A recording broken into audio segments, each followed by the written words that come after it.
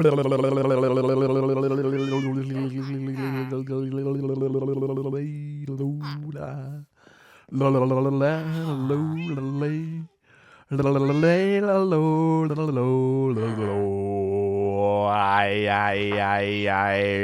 there.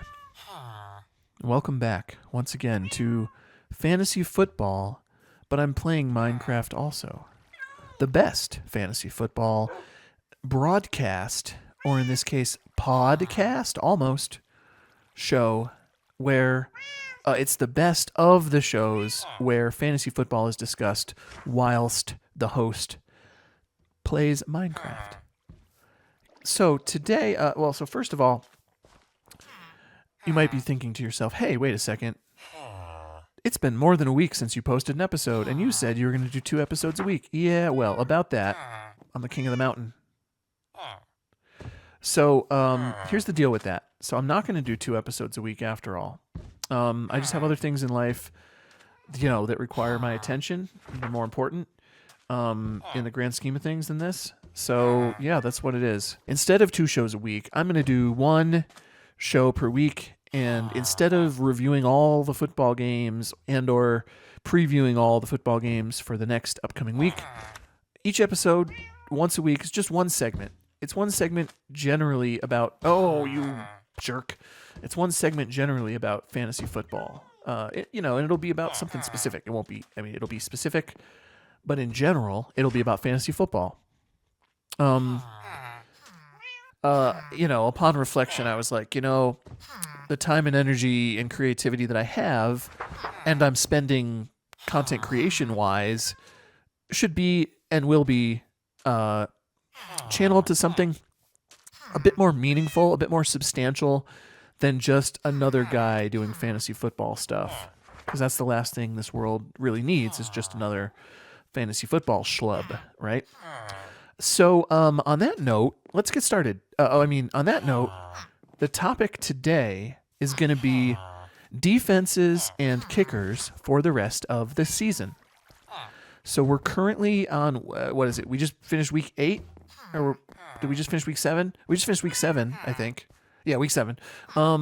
And it's almost halfway through the fantasy season, right? Pretty close.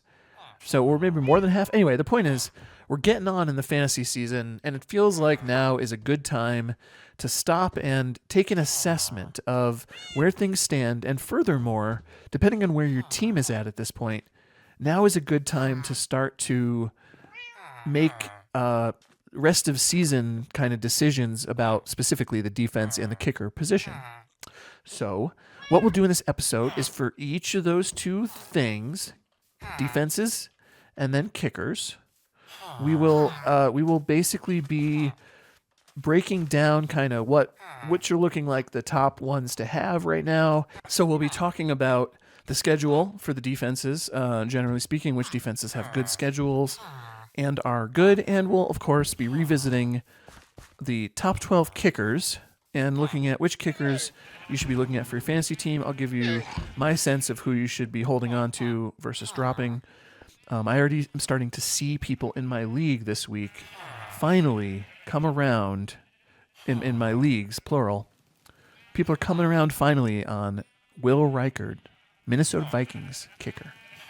And yeah, he is in my top 12 for sure. He's probably top 6 going forward. In fact, outside of people named Brandon Aubrey, there's a chance he ends up as number 1. See what I did there? Because Will Reichard and Picard, number 1. Yes, number 1. Make it so, number 1. This Iron Golem does not want to be my number 1. I'm going to turn these 2 ice mountain sculpture-y things into little librarian apartments right here on the edge of the village. So without further ado, let's pop and hop and jump right into the defenses that you want to have for the rest of your 2024 into 2025 fantasy football season.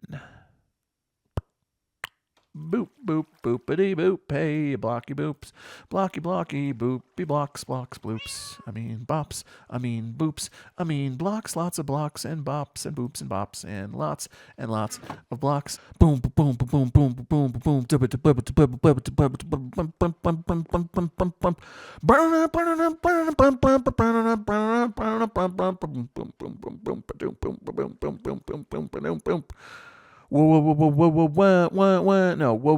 Welcome into the segment about defenses. Whoa, that looks cool. So at this point in the season, we, I think, really have a sense of where teams stand, which teams are good, which teams are not so good. And furthermore, I think we have a sense from the defensive side of the ball of which teams are really good and which teams are, I don't know, maybe.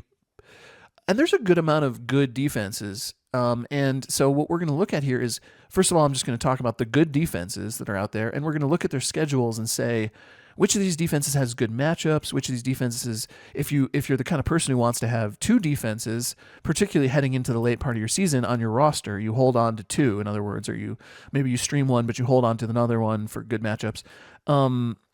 Which defenses are looking like they have good schedules and and how to get some advantage at the defense position for fantasy football. I know some people are like, you don't need a defense position in fantasy football. We don't need a kicker position. Those people, whatever. It's fun. I like having kickers. I like having defenses. It's fun. I don't care what you think. But let's start with the defenses. So there's, in terms of the good defenses, I think that you could hold for fantasy football. The way I see it, there's kind of two categories that these fall into. And the first category is good offensive teams that also have a good defense, right? Which is, not always the case. There's teams that are good at one or the other thing, but not both, obviously. So the first category is good offenses and defenses. The benefit here is often that having a good offense means your defense has more opportunity to score fantasy points by virtue of the opposing teams having to work extra hard to try to score, to try to keep up in a high scoring game.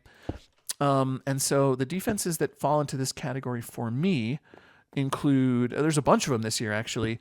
It includes the Vikings, the Packers, and the Lions, all from the same division, the NFC North, of course. The Texans, the Chiefs, and the Ravens in the AFC. And then a couple more which are a little bit tougher right now, I think, to hold for different reasons, are the Buffalo Bills and the San Francisco 49ers.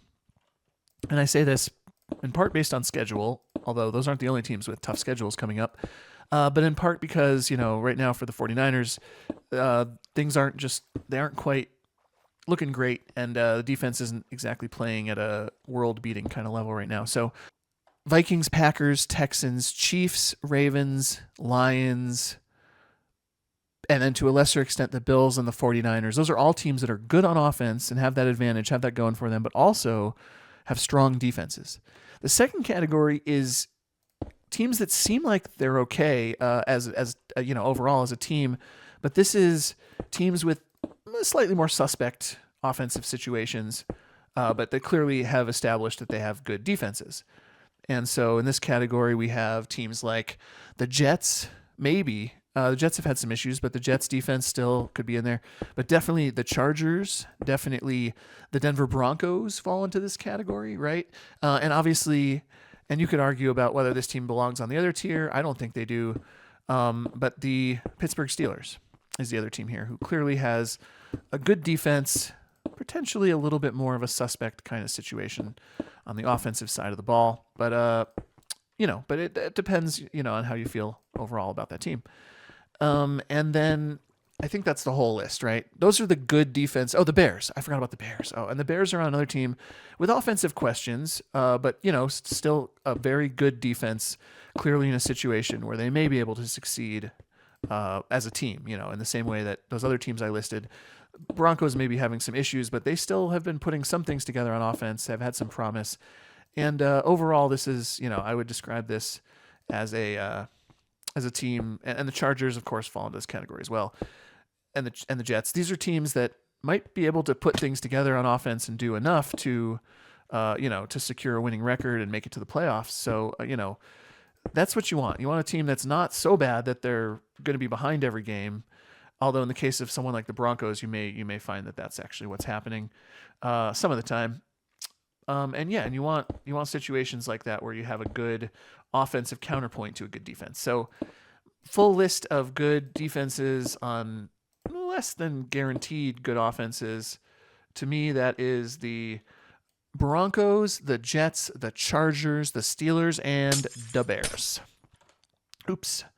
No silky touch. So those are the defenses that I think you can hold, and you may want to be thinking about holding.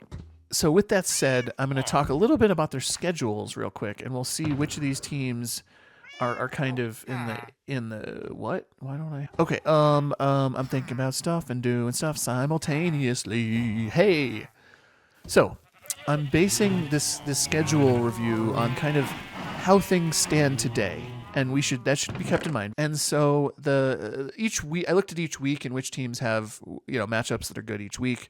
And what I found is that there's a few definitely that are have a lot of good matchups and a lot that don't have a lot of great matchups. And there's going to be some that can complement each other, I think. So we'll talk about all that stuff here. I'm going to start with just teams that I think have generally very good schedules, and you should probably be targeting in your fantasy league if they're still out on the waivers, which I don't think most of them are, granted, but I'm just going to talk through the whole, get the whole, I'm going to do the whole league just so we get, a little bit more of a deeper perspective on this. And maybe this is all, ooh, okay. Sorry, getting distracted. What was I saying? Okay, so the teams, right off the bat, when you look at the schedules, a couple teams have very, very good schedules overall, and those would be the teams to kind of aim for, in my opinion. So it starts and ends in terms of a really good schedule with the Kansas City Chiefs. Kansas City Chiefs have good matchups a majority of the weeks going forward for the rest of the season, and their defense is pretty strong. So if you're looking just at matchups, they're the primo kind of teamo, if you know what I mean. Oh crap, that. So the Chiefs would be my first. That'd be the first. Yes, I totally meant to do that, to the point where I would, if I'm trying to hold a defense, they'd be my very top choice, just because they have a really good schedule most weeks of the season. A couple other teams that have pretty darn good matchups the rest of the way. The Baltimore Ravens, for sure, have really good matchups the rest of the way. The Chargers have a few good ones coming up, and then a couple good ones during the playoffs. So that would be at the top of my list. Minnesota doesn't have a terrible schedule, and they're a good, they don't have a bunch of matchups that I see as awesome matchups, but they have matchups that are decent matchups, and they're a very good defense so far this season. So yeah, that would be another one that I'd be looking at the Vikings as a top one to get if you can. Obviously, they're a little more in demand than some other teams, so they may be a little harder to score in your fantasy league. I'm gonna light this place up because torches don't melt packed ice. Even though this, so I realize this house looks like it doesn't make any sense, and my whole build style doesn't make any sense. I'm getting there. I'm just figuring some stuff out here. I'm just learning as I go and all that. So don't fret if you're the viewer. I understand that you're like, damn it, this is annoying. This guy sucks. But too bad. If you want to learn about fantasy football, you have to watch me play Minecraft. Boop. Perfect. Just like I designed it. And a torch right here, just because that makes total sense. I'm just going to light up the corners. Okay.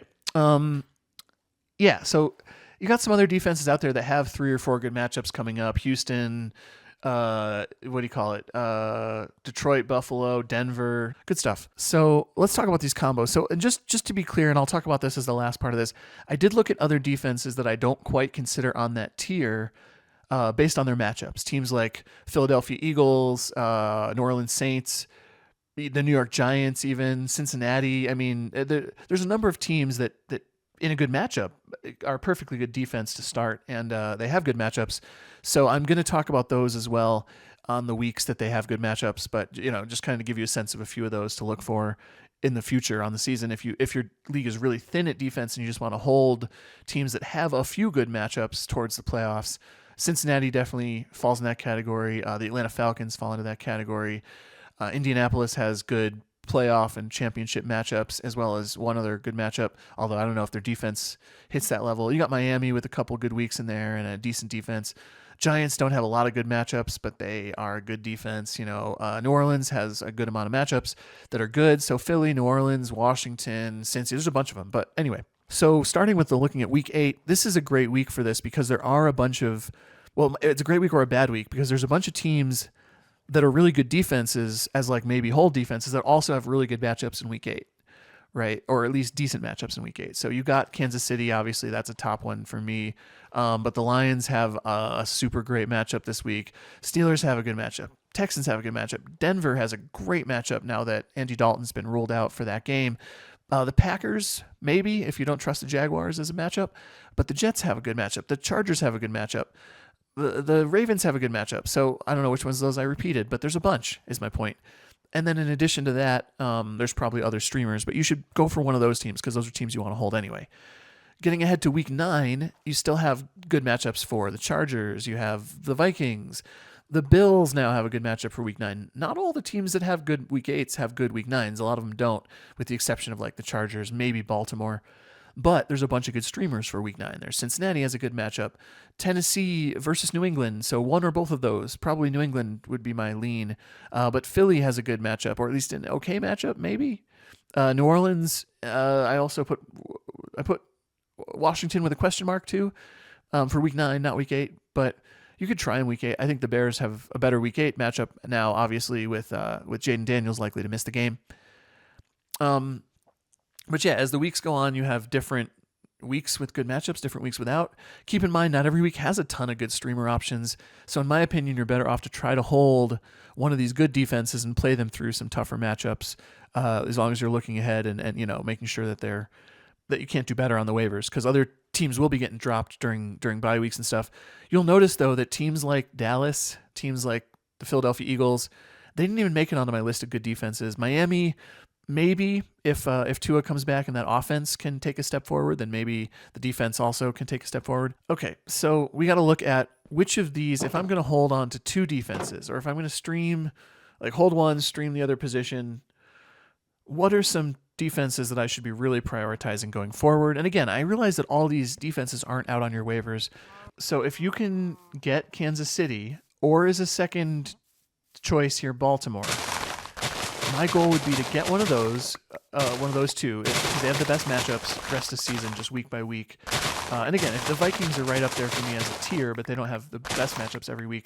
But if you're just trying to hold one, those 3 are all kind of premier. But particularly around schedule, man, I'm telling you, the Chiefs and to a lesser extent the Ravens have a lot of good weeks. And if you can pair those guys up with either the Houston Texans or the Denver Broncos, the weeks that the Chiefs, the weeks line up fairly well for like the weeks that one team has good matchups, the other team doesn't. And, actually the Chiefs and the Chargers is a really good one. Baltimore and the Chargers is a really good one. But definitely look at the Broncos and the Texans. So the Broncos and the Texans have specifically the exact same weeks with matchups that look good, which means pairing the Broncos with the Texans, maybe not so much, but pairing one of those with another team. And if you couldn't get one of the elite ones that I just mentioned there, Vikings plus Texans/Broncos, Chargers plus Texans/Broncos, Buffalo Bills plus Texans/Broncos might work out for you. Also, I wrote Detroit and Buffalo. I mean, you can just pair 2 of these up. Keep in mind that they're not all going to have great matchups. None of them pair up absolutely perfectly in sync about which ones have seemingly great matchups on paper. But if you want to hold a second one of these defenses, now's the time you can start thinking about that. A lot of people are going to wait until the last couple of weeks of the regular season. But also I'm thinking, if you already are a playoff team and you have spots on your bench that you don't particularly feel are important hold players, I wouldn't be picking up a second defense in lieu of somebody who I think is an important hold for my team. Like if I have one really good tight end, but my second tight end is a really good player, I'm not going to drop him just to have a second defense or whatever. You can for elite teams like the Vikings or the Chiefs, you can say, okay, maybe I'll have a little bit higher value, willing to drop somebody decent for this defense. But you can also just stream all these different teams, right? Oh, and I will mention, I also have my notes. If you trust Cincinnati as a defense that's improving, you can actually go Kansas City and Cincinnati and have good matchups pretty much every week through week 16 with just Cincinnati and KC. So if you have KC and you're looking for somebody else to work with and you don't have access to those other higher tier ones, Cincinnati is the one that just matches up perfectly. As for defenses I would be willing to drop, I'll start with the hotter takes. Yeah, the 49ers, I did maybe week 16, but other than that, I didn't see any good matchups. The Bears have a rough schedule, too. They have a good matchup week 10 and potentially a good matchup week 8, but pretty tough opponents the rest of the way from a fantasy perspective. And, Green Bay doesn't have a ton of great matchups here. The Jets don't have a ton of great matchups. The Jets are a team that I would consider dropping as a defense for one of these other defenses that are stronger, but I'm certainly happy to start them in their good matchups, and they do fall in my category of a team you could hold. I'm not out on the Jets completely. Dallas, on the other hand, if you still have Dallas on your team, you should be dropping them for one of these other defenses. I think the Philadelphia Eagles should not be held all season unless your league is a little deeper and you don't have other good choices for defense. They have a few good matchups for sure, but they don't feel like an every week starter to me. The Saints fall into that category as well as the Browns, two teams that might have been drafted even or that earlier in the season we saw as top tier defenses. The Saints have just had too many injuries all over that team. The Browns, might be taking a step forward now if their offense can be more functional with Jameis Winston or Dorian Thompson-Robinson, DTR. I think that's it, Dorian. Yeah, Dorian Thompson-Robinson. But Jameis Winston gets the start this week, so we'll see if that offense steps up. But I don't expect the defense to be a world beater. Again, one you might look at in certain matchups, especially if their offense can function better than it has recently. But those are teams that I think you can drop for some of the other ones I mentioned. My overall strategy would be, first and foremost, look for a team you can hold and that you're willing to play through tough matchups, unless you have that week you might have an extra bench spot and you decide I'll stream a defense this week. But first I'd be looking for a team I want to hold, unless I have a bunch of depth in my waivers in my league where 3 or 4 or more of the teams I mentioned are out there. Maybe you can try streaming rest of the way. But even so, a few weeks from now, you want to start thinking, who am I holding for the playoffs as a defense? But if you're going to have 2 total, my suggestion would be to try to get 2 of those or get 1 of those plus stream on the weeks that team does not have a good matchups. So like in terms of actual week 16, 15, 16, 17 matchups, let's see. We got Baltimore. I got week 15 and 16 good matchups. Chargers week 16 and 17. Everything else, every other team has none or just one of those 3 weeks with a good matchup. So like a few week 15s have good matchups. Buffalo has a good week 16 matchup, But in terms of if you want 15, 16, and 17, there's no team that has all 3 on my list. And things could change. There could be a quarterback gets injured and a team that right now doesn't look like a great matchup suddenly looks like a great matchup, or vice versa. A team could really take a step forward, like after their bye week or after a player emerges, and suddenly they're a worse matchup. Keep in mind, this is all just a way to look ahead for now, but in fantasy football, everything changes. So I think we're ready to move on to the kickers situation. Okay, so let's talk about the top 12, or just talk about the top kickers that you should be targeting also as holds for the rest of the season. So first of all, here is, as of the end of week 7, which I think is the right one, 7, week 8's coming up, right? As of the end of week 7, the top 12 kickers right now, in order from top to bottom: Chris Boswell, number 1, Kaimi Fairbairn, Austin Siebert, Brandon Aubrey, Youngwei Koo, and then a tie in points, at least in the format I was looking at, between Will Lutz and Chase McLaughlin. Next, you have Justin Tucker, Will Reichard, Cameron Dicker, and then you have Jason Myers and Tyler Bass filling out the bottom of the top 12. Keep in mind, just 2 less fantasy points on the season. Below that, we have 2 kickers, Jake Moody, who has only, who's just outside the top 12, even though he hasn't played the last few weeks, and Blake Groupie. 1 point below them, so only 3 points below the bottom of the top 12, we have Harrison Butker, Evan McPherson, and Daniel Carlson all tied there. And just a couple points lower, you have Braden Narvison of the Packers, no longer employed, but keep in mind Brandon McManus took over that job, and the job does have a good amount of opportunity there.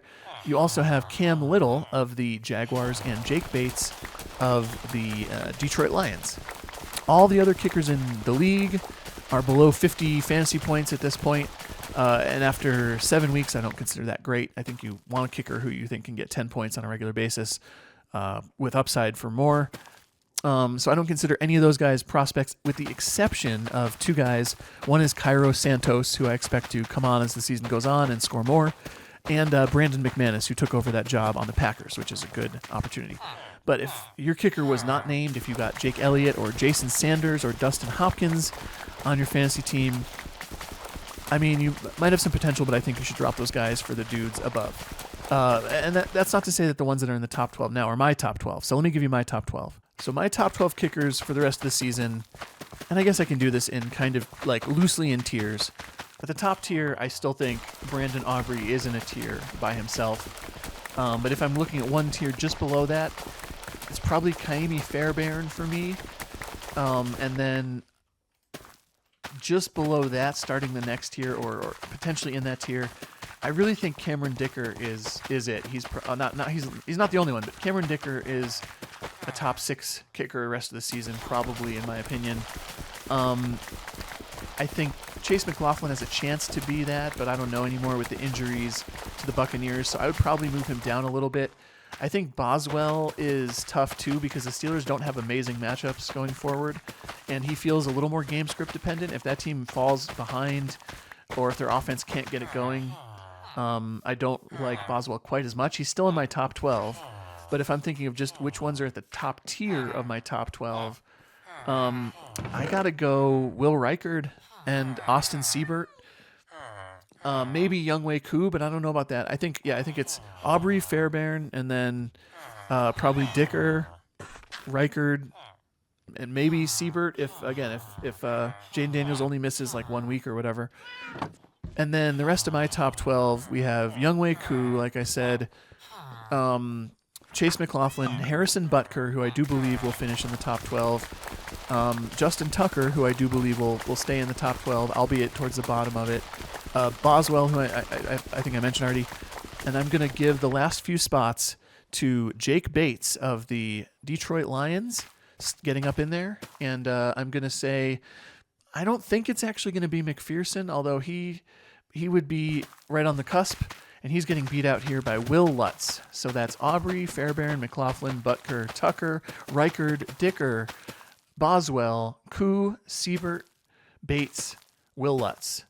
And again, this is just rough. So if I'm looking at tiers, there's a few other guys who are close enough that could make it into the top 12 who should make consideration here, who easily could be worth keeping on your fantasy team. And that includes Evan McPherson, Cairo Santos, I believe. Tyler Bass, if you believe. I really don't think Tyler Bass is a kicker you should hold, but maybe he stays in the top 12. Maybe Jason Myers certainly has some opportunity with the Seahawks. Brandon McManus has a good opportunity with the Packers if he can stay accurate. He has a strong leg, so there's some things that are working in his favor to make it into the top 12 rest of the way. Blake Grupe for the Saints, Cam Little for the Jaguars, and if you really want to go cray-cray, you can pick up a kicker named Matt Gay.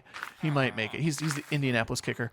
And if you're really trying to hold a kicker, like hold 2 kickers or whatever, pick up Jake Moody, because after the 49ers bye week, I mean, he easily slots right back into a top weekly option for you, obviously. So keep that in mind, that he was injured, but it's not like season-ending injury, so he's out there. You might want to pick him up a week before if you're willing to hold, or like pick him up, while people are still thinking the 49ers are on bye. So like pick him up on a Monday afternoon, or like whatever. Pick him up last minute before waivers, but I would look at Jake Moody as somebody who obviously not necessarily rest of the way top 12, but as soon as he's back, slot him right in there.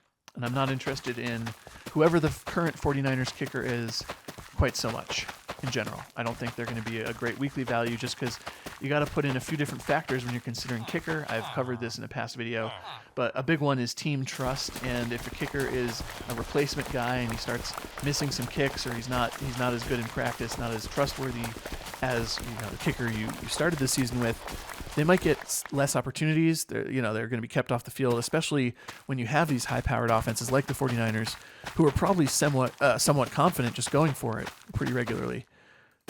So, I saw that.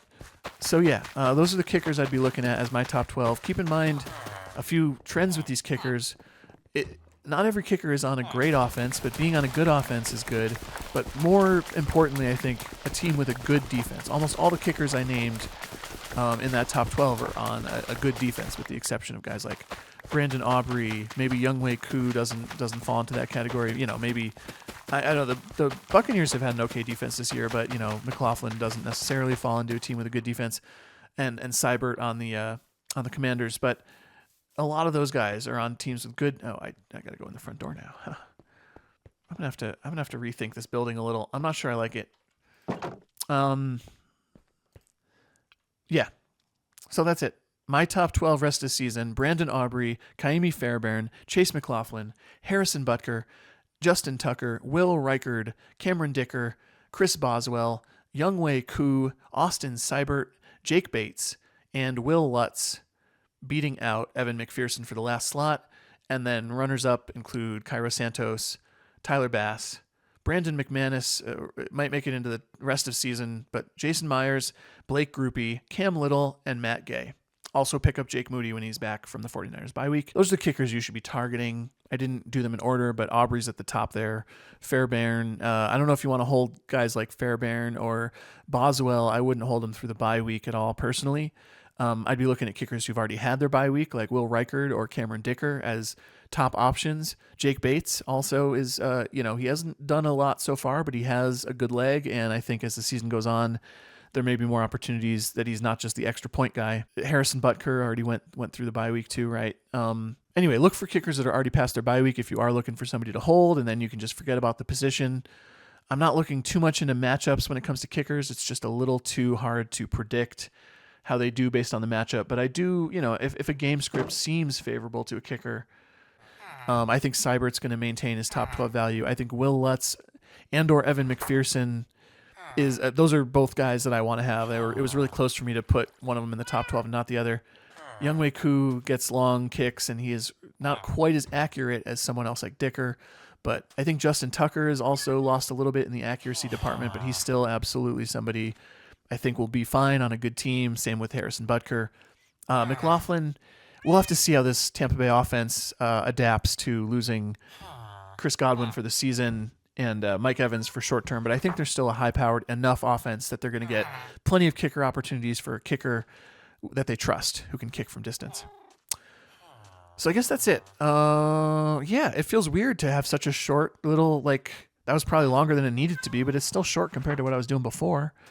I guess I'm done. I didn't do much in the episode, but whatever, who cares? It's a short episode, right? That's the whole idea. In the future, I'll have some activity maybe planned, but this feels much better. I can do this every week and edit it and release it. It's so much easier than doing the long-ass thing. So I hope you enjoy or at least accept, who cares? There's so few people watching this anyway. If you're watching this, though, I do appreciate you. I hope you enjoy the new format, which is just one focused segment every week about fantasy football. Not a lot of other stuff. Keep in mind that I will be making other new content, which is not about fantasy football, but is hopefully more meaningful. Something like meaningful discussions of meaningful stuff, but I'm playing Minecraft also. Maybe, perhaps. Don't mess with my cat.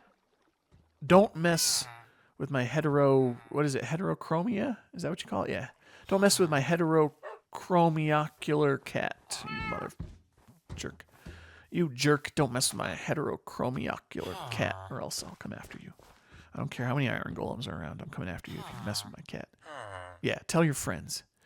Anyway, Thank you so much for watching. If you like the video, please do the thing that you do when you like the videos and when the thing that people ask you to do. And do the other thing that people ask you to do if you would like more videos of the same nature as the video. Or maybe not the same exact nature, but similar. Okay, Nerdoobles, signing off. Once again, thank you so much. Bye-bye. Bye.